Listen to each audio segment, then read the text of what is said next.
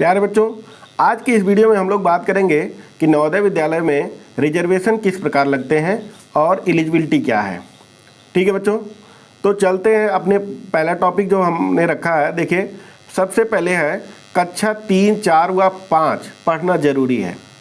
कक्षा 3, 4 व 5 तीनों कक्षाओं का पढ़ना जरूरी है। किसी भाई साहब ने हमको जो है कमेंट करके पूछा था कि अगर किसी बच्चे ने क्लास 4 को जंप कर दिया है, यानी स्किप कर दिया है, उसने क्लास 4 नहीं पढ़ा है, 3 पढ़ने के बाद में जस्ट 5 में एडमिशन लिया, तो क्या वो एलिजिबल होगा? तो ऐसे केसेज में ये बच्चा एलिजिबल नहीं होगा। 3, 4 व 5 तीनों कक्षाओं का पढ़ना जरूरी है। ठीक है, तो किसी के दिमाग में अगर इस प्रकार के कोई प्रश्न है तो आप लोग जान लीजिए, तीनों कक्षाओं का पढ़ना जरूरी है, 3, 4 व 5। इसमें से किसी भी एक कक्षा को अगर आपने स्किप किया है तो आप नवोदय विद्यालय में एलिजिबल नहीं होंगे। ये जो तीनों कक्षाएं हैं, अगर आपने ग्रामीण क्षेत्र से अप्लाई किया है, तो आपको ये तीनों कक्षाएं यानी 3, 4 व 5 ग्रामीण क्षेत्र के किसी स्कूल से ही पढ़ा हुआ होना चाहिए। यानी कि अगर किसी बच्चे ने ग्रामीण क्षेत्र से अप्लाई किया है और वो 3, 4 व 5 तीनों कक्षा ग्रामीण क्षेत्र से ही पढ़ा होगा, तभी वो जो है ग्रामीण क्षेत्र के लिए एलिजिबल होगा। ग्रामीण क्षेत्र के से एलिजिबल होने के लिए कुछ उसके बेनिफिट्स हैं जिसको हम आगे वीडियो में बताएंगे। अभी देख लीजिए, ग्रामीण क्षेत्र से अप्लाई करने के लिए आपको तीनों कक्षाएं 3, 4 व 5 ग्रामीण क्षेत्र के किसी स्कूल से पढ़ा हुआ होना जरूरी है। अगर किसी बच्चे ने किसी एक कक्षा को अर्बन स्कूल से पढ़ा है, यानी कि अर्बन क्षेत्र के किसी स्कूल से पढ़ा है, तो वो ग्रामीण क्षेत्र से नहीं बल्कि अर्बन क्षेत्र से अप्लाई करने के लिए एलिजिबल होगा। अर्बन क्षेत्र से किसी एक कक्षा के किसी एक दिन भी अगर उसने पढ़ा हुआ, अगर वन डे, एक सिंगल दिन भी अगर उसने जो है किसी अर्बन क्षेत्र के स्कूल से पढ़ाई किया है, तो वो बच्चा अर्बन क्षेत्र के लिए ही अप्लाई कर सकता है, ग्रामीण क्षेत्र के लिए वो अप्लाई नहीं कर सकता है।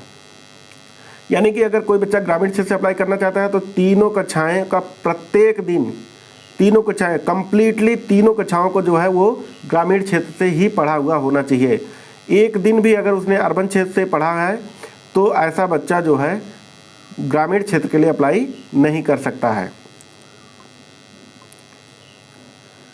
एज देख लीजिए, एज की जो एलिजिबिलिटी है वो है 9 to 13, 9 से 13 साल का होना चाहिए बच्चे को। और ये किसी भी कैटेगरी के लिए है, यानी कि किसी भी कैटेगरी के लिए कोई इसमें जो है कोई रिलैक्सेशन नहीं है। सभी कैटेगरी के बच्चों के लिए, चाहे वो SC हो, OBC हो, ST हो, किसी भी क्लास का बच्चा होगा, किसी भी मतलब कैटेगरी का बच्चा है, तो 9 से 13 वर्ष के बीच का होना चाहिए। तो आप लोग इसको आधार कार्ड से मैच करा लीजिए। अगर आपका बच्चा 9 से 13 साल के बीच पढ़ रहा है तो सही है, अदरवाइज आपको आधार में करेक्शन कराने होंगे। ठीक है, तो कोई भी बच्चा सेकंड टाइम एलिजिबल नहीं होता है, यानी कि कोई भी स्टूडेंट सेकंड टाइम एलिजिबल नहीं होता है। अगर आपने एक बार क्लास 5th में पढ़ते हुए क्लास 6 के लिए एग्ज़ाम दे दिया है तो आप फिर से नवोदय में अप्लाई नहीं कर पाएंगे। यानी एक बच्चा केवल एक बार नवोदय में अप्लाई कर सकता है। यहाँ पर देख लीजिए, सीटों का जो बंटवारा होता है, सीटों का बंटवारा जो है 80 सीटें होती हैं टोटल। 80 में से 75% रूरल एरिया के लिए होता है। 75 मतलब 60 सीट ये रूरल एरिया के लिए बच्चों के लिए होता है। वहीं पे 25% अर्बन एरिया के बच्चों के लिए होता है। 25% मतलब 20 सीट। आप देख लीजिए, अगर कोई बच्चा ग्रामीण क्षेत्र से अप्लाई किया है तो उसको सिलेक्शन की चांसेस ज़्यादा हैं, क्योंकि वहाँ पे 60 सीटें भरी जाएंगी ग्रामीण क्षेत्र के बच्चों से, वहीं पे 20 सीटें भरी जाएंगी अर्बन क्षेत्र से यानी शहरी क्षेत्र से। SC ST का रिजर्वेशन को लेकर कई लोगों ने सवाल पूछा था, तो देख लीजिए, SC ST का जो रिजर्वेशन होता है वो ऑल ओवर इंडिया में जो उसका है कि 13% फॉर SC है और 7.5% ये ST के लिए है। लेकिन नवोदय विद्यालय में एडमिशन के लिए जो रिजर्वेशन है ये कम ज़्यादा हो सकता है। नवोदय विद्यालय में क्या होता है कि अगर वहाँ उस डिस्ट्रिक्ट की पॉपुलेशन को देखी जाती है, अगर किसी डिस्ट्रिक्ट का पॉपुलेशन में SC ST ज़्यादा है तो वहाँ पे ये थोड़ा इंक्रीज भी कर दिया जाएगा, इसको इंक्रीज कर दिया जाएगा। यानी कि वहाँ पे अगर उनके जो है पॉपुलेशन अधिक है SC ST का, तो उसके हिसाब से ये रिजर्वेशन इंक्रीज कर दिया जाएगा, यानी कि ज़्यादा हो जाएगा। और अगर वहाँ पे पॉपुलेशन कम है तो ऐसे केसेज में मान लिया बहुत कम बच्चों ने फॉर्म अप्लाई किया है और वहाँ पे ज़्यादातर बच्चों ने अच्छे परफॉर्म नहीं किए हैं, तो ऐसे केसेज में क्या होगा कि ये रिजर्वेशन जो है थोड़ा डाउन भी हो जाएगा। यानी कि ये रिजर्वेशन 13% या 7.5% ये फिक्स नहीं है, इसको नवोदय अपने हिसाब से कम ज़्यादा करके एडमिशन ले लेता है। अगर बच्चे ज़्यादा मिल रहे हैं उनको SC ST से तो इसको बढ़ा लेंगे थोड़ा सा। अगर कम मिल रहे हैं, बहुत कम मिल रहे हैं, तो ऐसा नहीं है कि 4 बच्चों ने अप्लाई किया तो चारों का सिलेक्शन होना कंपलसरी है, ऐसा नहीं होगा। तो ऐसे केसेज में वो जो है इस परसेंटेज को डाउन भी कर देते हैं। लेकिन इंक्रीज करने के केस में कभी भी ये 50% से ज़्यादा नहीं होगा। यानी कि अगर कहीं पे भी बहुत ज़्यादा पॉपुलेशन है SC ST का, तो ऐसे केस में ऐसा नहीं है कि ये 50% की जगह पे 75% जो है SC ST से भर लिया जाएगा। 50 से ज़्यादा नहीं होगा। यानी कि ये कभी भी इंक्रीज करके मैक्सिमम इसको 50% ले जा सकते हैं, उससे ऊपर नहीं।